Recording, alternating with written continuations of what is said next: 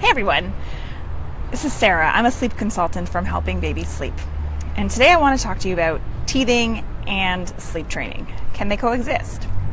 Please excuse my outdoor appearance. I'm trying to squeeze this Facebook Live in before I do preschool pickup for my little one. So teething and sleep training, can they coexist? Well, this is a tough question because a lot of parents think that when your baby is teething, there is nothing you can do to work on their sleeping skills. And it really depends on what stage you're at. If you're at the 4, 5, 6 months mark, well, yeah, maybe you can wait to work on your baby's poor sleep habits. When my first child started drooling around 4 months, I was so excited because I thought, oh, we're going to get a tooth soon. But really, that was my little rookie mistake because I realized then that I waited for the tooth to show up. And, most kids in general won't get teeth until about 6 months. And of course, there's a lot of variation on that is largely tied to your genetics. But I waited for about 2 months of drooling. So I kind of look at it in terms of teething, and there's acute and there's chronic teething.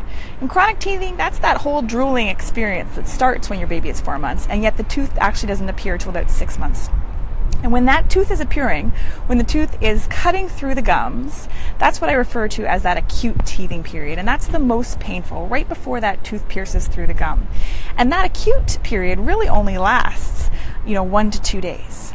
So if you've got 1 to 2 days of excruciating pain where, yes, your baby will wake up more at night, maybe be fussier during the day, have a little bit more trouble settling for bedtime, and often from the 0 to 12 months period, that teething will often cause short naps where she was napping greater than 45 minutes before. So if you're starting to see 30-minute naps over a couple days period, you might think, I think that tooth is about to pierce.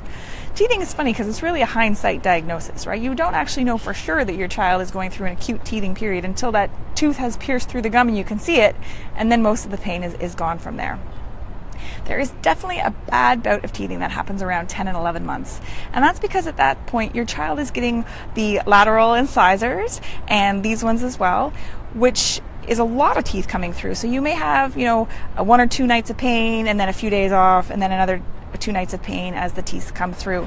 And the typical sign of that teething period in those 10 to 11 months is those early wake-ups. So we're talking like 5 o'clock in the morning.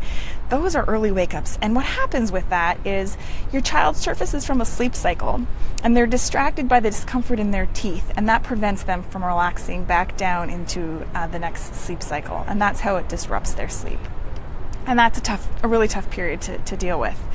But I see a lot of people asking questions, my baby wakes up every 3 hours at night. I'm pretty sure she's teething. Well, let's analyze that for a second. First thing we want to know is, has your baby always been waking up every 3 hours at night, or is this getting worse?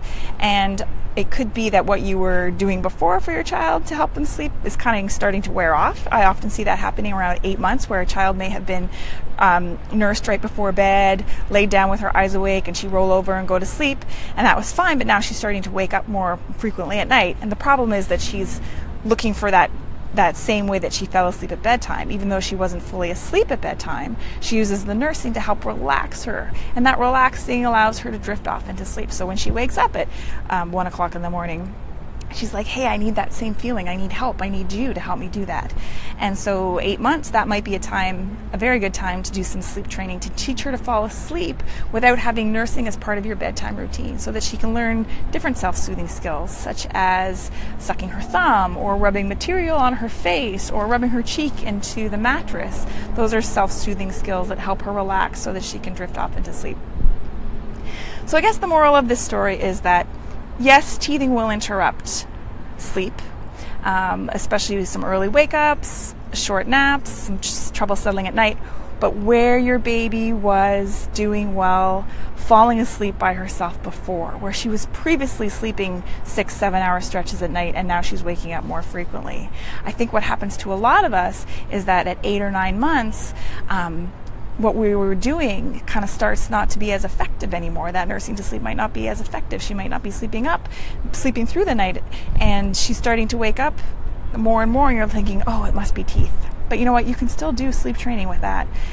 Depending on your family values and your philosophies on medication, You can talk to your pharmacist about that, but there's nothing like a little bit of good painkiller to take away the discomfort, to help her through 1 or 2 nights, right? To get her over that tooth cutting through, and then you can move on. So those are my thoughts on sleep training. And teething. I'm going to put the link to my blog article about this in the comments below. Thanks.